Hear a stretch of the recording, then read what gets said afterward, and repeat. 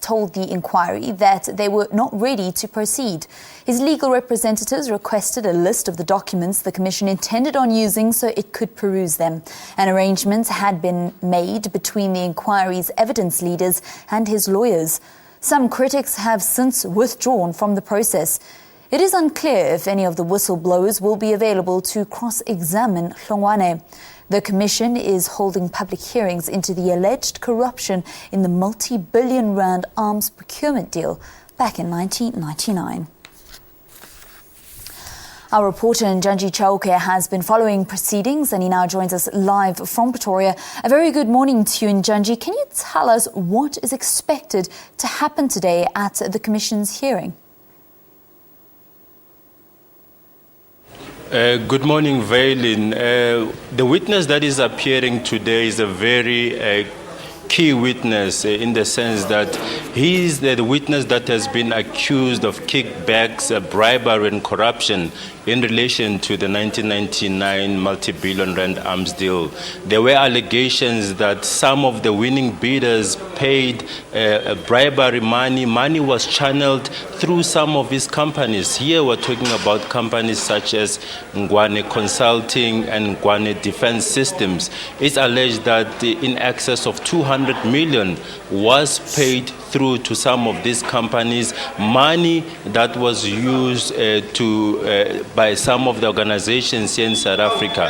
It's unclear at this stage if some of the paper trail will be provided at these hearings. But what we know, some of the people that have leveled those allegations have since withdrawn from the process. So it's unclear as Fana Hlongwane takes the stand this morning if those people will be available to cross-examine him. He was supposed to appear last month on the 24th, but there was a no-show by Fana Hlongwane. We only saw his legal representatives coming through here saying that they will like to access some of the key documents. We will see as the process gets underway around 9:30 as to what kind of statement will Fana Hlongwane be submitting and whether or not he will be indeed coming through to appear here.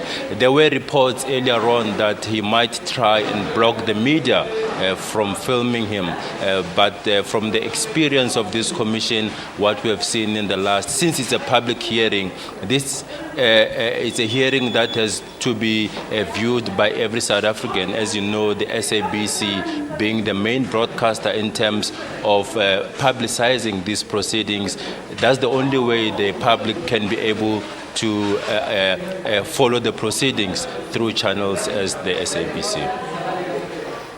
Njanji, there's been reports that it's unclear if any of the whistleblowers will be available to cross-examine Hlongwane. I know you touched on this a little bit earlier on, but has anything changed in the meantime? So far, nothing has changed. I did speak to the Commission spokesperson last night to find if there were people that were intending to cross-examine. But from sources close to the Commission, we understand that some of the legal firms with interest in those contracts that were awarded to some of the winning bidders, they might want to come through and cross-examine Fana Hlongwane.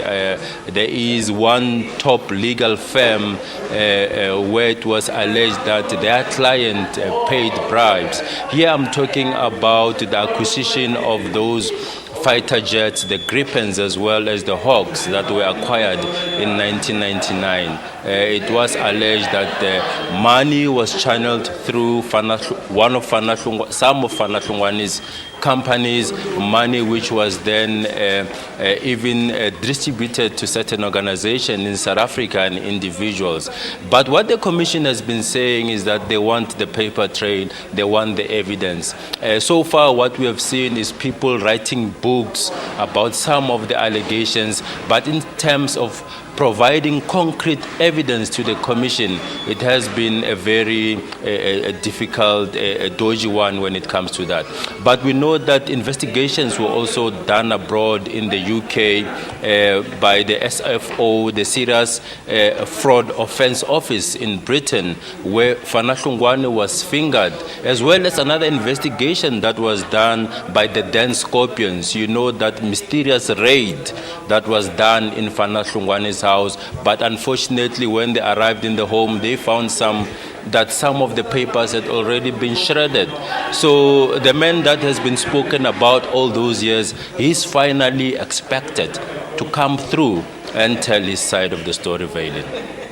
All right, stunning stuff. Thank you very much. And Janji Choka, we're expecting those proceedings to get underway at 9:30 this morning. He'll be keeping SABC News up to speed with the latest. Let's continue with our main news bulletin with this SADC facilitator and